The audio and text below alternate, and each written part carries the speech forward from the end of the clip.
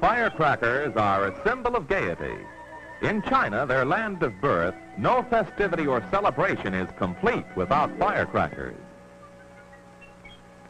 In ancient times, the Chinese burned bamboo on New Year's. The crackling noises were believed to frighten away evil spirits.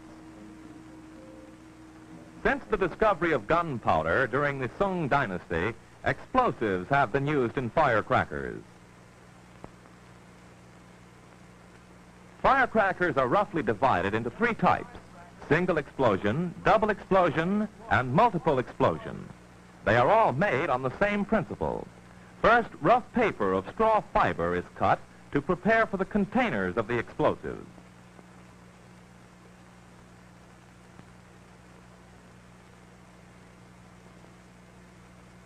The paper is carefully weighed to ensure the correct amount of explosiveness in the finished product. Although firecrackers are made of paper and gunpowder today, the Chinese still call them exploding bamboos.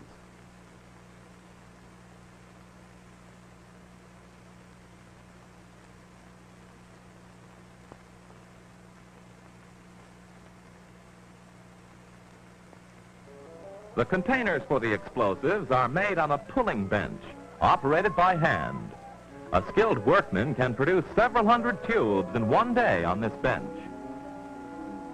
Paper is rolled around a stick of bamboo and pressed on the pulling bench. During the process, additional layers of paper are applied until the proper thickness is reached.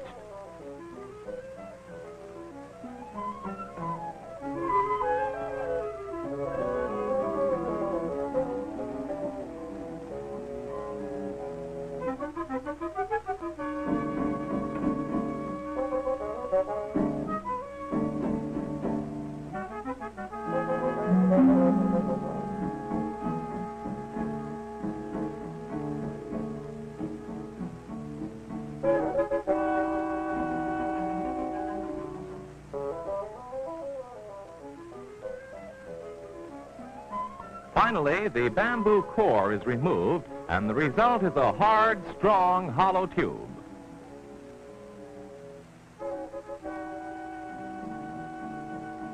The double explosion, or heaven and earth firecracker, which explodes once on the ground and again in the sky, requires two fuses. An internal fuse is placed in the center of the paper container. Some dirt is then dropped into the firecracker to anchor the fuse and to separate the container into two compartments. The dirt is packed tightly by pounding. The firecrackers are then tied into a bundle, and a piece of paper is pasted over the lower ends. Holes are punctured to permit the filling of powder into the entire bundle in one operation. The powder, which is used in the lower half of the firecracker, is a mixture of potassium nitrate, sulfur, and charcoal. The amount of explosive determines the height to which the firecrackers will shoot up.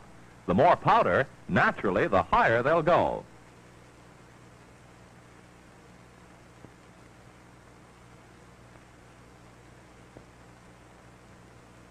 After the excess powder is shaken off, the lower end of each firecracker is sealed by pressing together the paper rim.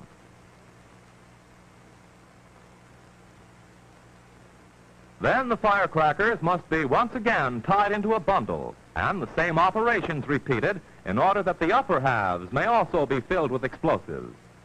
Here the mixture is slightly different, consisting of potassium chlorate, sulfur, and charcoal.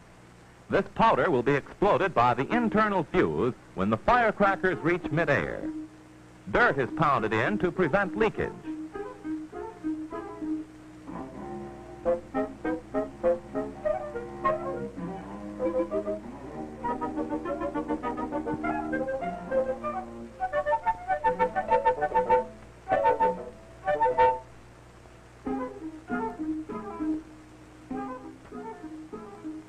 After the firecrackers are completely filled, the upper ends are clamped together.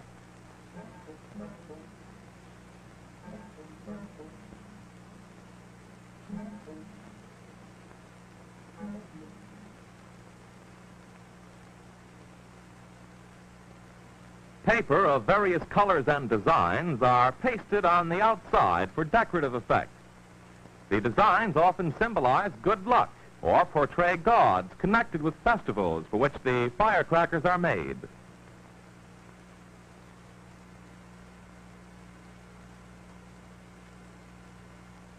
A string is then tied around the indentations made by the clamps. To expedite the operation, the firecrackers are first tied in a chain and later separated.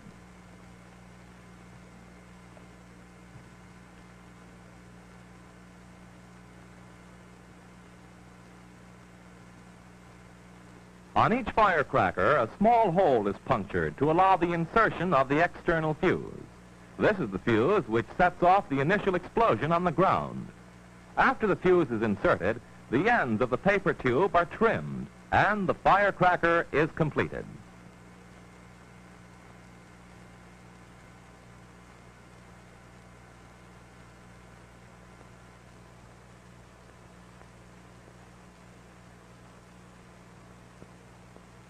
Now the finished product is packed and ready for the market. The Heaven and Earth firecracker is also known as the double kick.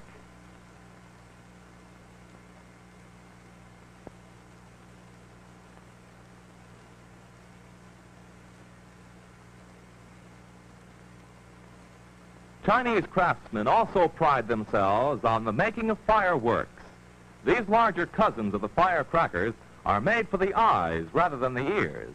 When ignited, they explode into designs of infinite varieties.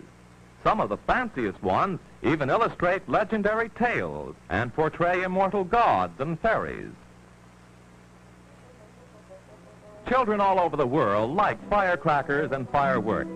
In China, during the New Year festival, the firecracker stores are stocked full to delight every whim and fancy.